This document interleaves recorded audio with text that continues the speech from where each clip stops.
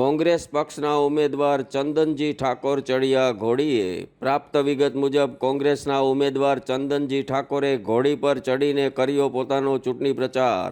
પણ ભાઈ, જે ઉમેદવારના પગ જમીન પર જ નથી તો એ શું રાજ કરી શકે? આવી વાતોએ ભારે ચકચાર જગાવી છે. જોકે આ ઉમેદવારને પણ મોટી સંખ્યામાં જનસમર્થન મળ્યાના અહેવાલ પણ પ્રાપ્ત થયેલ છે. રિપોર્ટર નરેશ રાવલિયા.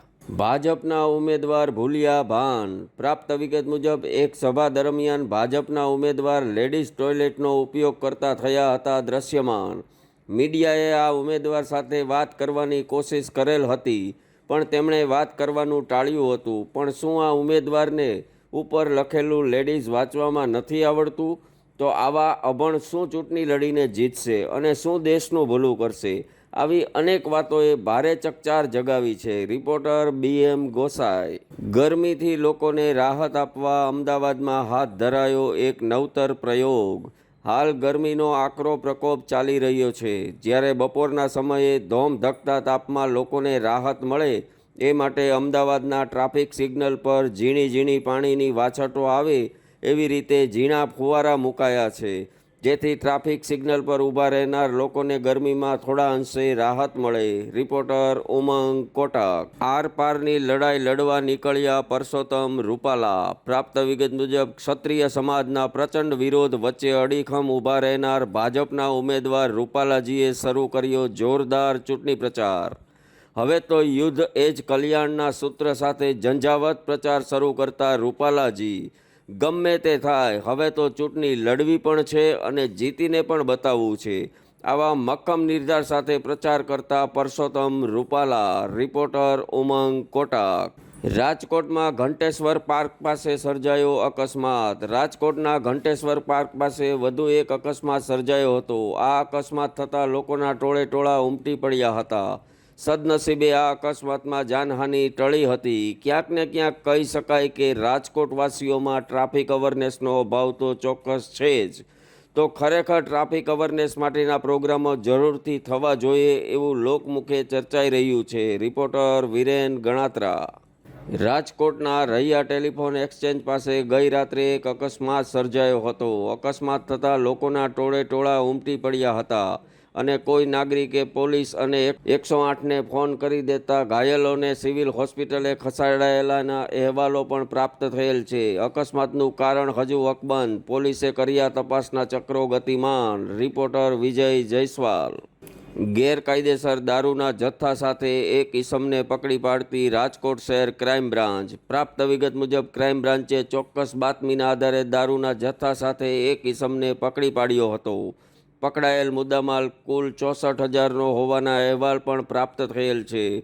બુટલેગરો ગમે તે હોશિયારી કરે પણ ક્રાઇમ બ્રાન્ચની નજરમાંથી ક્યારેય ન બચી શકે એવું લોકમુખે ચર્ચાઈ રહ્યું છે. રિપોર્ટર વિરેન ગણાત્રા. ગેરકાયદેસર હથિયાર તથા જીવતા કારતૂસ સાથે પકડાયો એક ઈસમ. ચૂંટણી ટાઈમે કડક ચેકિંગ ચાલુ હોય ત્યારે એક શખ્સ ગેરકાયદેસર હથિયાર અને કારતૂસ લઈને નીકળ્યાની માહિતી SOG શાખાને મળતા તેમણે તપાસના ચક્રો ગતિમાન કર્યા હતા અને આ તપાસને અંતે તેમણે આ ઈસમને દબોચી 25,200નો મુદ્દામાલ પણ જપ્ત કરેલ હતો. રિપોર્ટર વિરેન ગણાત્રા. જોખમી સવારી કરી રહેલા માતા પિતા થયા દ્રશ્યમાન. અમદાવાદના સેટેલાઇટ વિસ્તારમાં એક દંપતી તેના 3 સંતાનોને બાઇકમાં બેસાડી નીકળ્યા હતા, જે બહુ જોખમી સાબિત થઈ શકે. પણ ભાઈ, મજબૂર લાચાર માતા પિતા બીજું શું કરી શકે? બધા પાસે તો 4 વ્હીલની સગવડ ન હોય, પણ એટલું ચોક્કસ કહી શકાય કે ટ્રાફિક પોલીસે આવા દંપતીને રોકી જરૂરી જ્ઞાન જરૂરથી આપવું જોઈએ. રિપોર્ટર નિશિતા મકવાણા. વિશ્વ હિન્દુ પરિષદ રાજકોટ દ્વારા યોજાયો રામોત્સવ. પ્રાપ્ત વિગત મુજબ રાજકોટના કિસાનપરા ચોક ખાતે વિશ્વ હિન્દુ પરિષદ દ્વારા રામોત્સવનું આયોજન કરાયેલ છે. આ રામોત્સવમાં રાત્રિના સમયે મહાઆરતીનું આયોજન થયેલ હતું, જેમાં રામોત્સવ સમિતિના કાર્યકર્તાઓએ આરતી ઉતારવામાં આવી હતી. સમગ્ર વાતાવરણ રામમય બની ગયેલ જોવા મળેલ હતું. રિપોર્ટર ઉમંગ કોટક. રાજકોટના ત્રંબામાં ક્ષત્રિયોએ ભાજપની સભા કરાવી બંધ. પ્રાપ્ત વિગત મુજબ ત્રંબામાં ભાજપની સભા ચાલુ હતી અને કેબિનેટ મંત્રી ભાનુબેન બાબરિયા પણ ત્યાં હાજર હતા, ત્યારે અચાનક ક્ષત્રિયો મોટા પ્રમાણમાં ત્યાં પહોંચી ગયા હતા અને ઉગ્ર મિજાજમાં જોરદાર વિરોધ નોંધાવ્યો હતો.